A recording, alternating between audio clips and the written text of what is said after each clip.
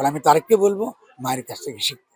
আমার শুধু একটাই ভয়, আমি এটা পাবলিকলি বলছি, আশা করি যে তিনিও খারাপভাবে নেবেন না। আমি মনে করি তার হাতে ক্ষমতা নাই।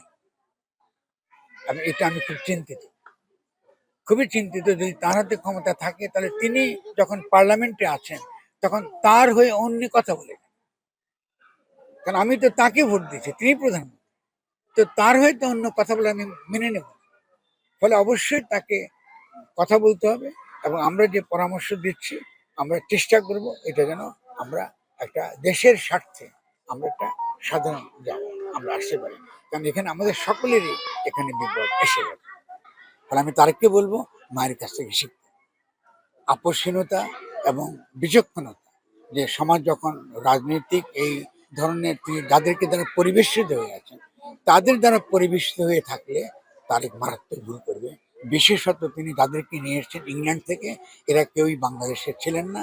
বাংলাদেশের জনগণের মনের কথা, তাদেরকে কি করে মোবিলাইজ করতে হয়, তাদেরকে কি করে কথা বলতে হয়, তার লোকজন এটা কিন্তু বোঝে না। এটা আমি মাজারে গিয়ে বলছি, কারণ মাজারে তো এ হামলা করার কথা না, এটা তো এই সরকারকে সরাসরি এই সরকারকে উৎখাতের একটা পরিকল্পনা কারা করলো? বিএনপি তো আওয়ামী লীগ না। বিএনপিকে আমি নিন্দা করতে পারি, সমালোচনা করতে, তো বিএনপি তো আওয়ামী লীগ না। ঠিক আছে, আমি বলতে পারি বিএনপি দুর্নীতি করে, সবই মানি আমি।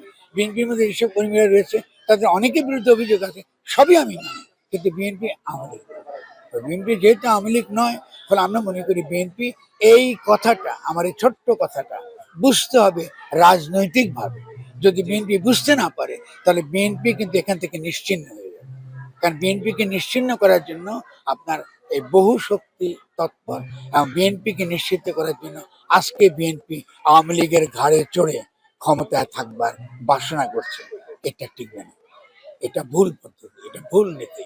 এখান থেকে বেরিয়ে আসতে হবে বিএনপি নিজের আদর্শ দ্বারা, তার নিজের মতের দ্বারা, তার নিজের কর্মীদের উপর দাঁড়িয়ে, তাদের যত দোষী থাকুক 18 বছর তারাই লড়াই সংগ্রাম করেছে, তাদের উপর দাঁড়িয়ে এবং সঠিক নীতি যারা বিএনপিকে চায় তারা অন্তত যতটুকু করতে পারে মানুষের, এই কাজটা তারা করে।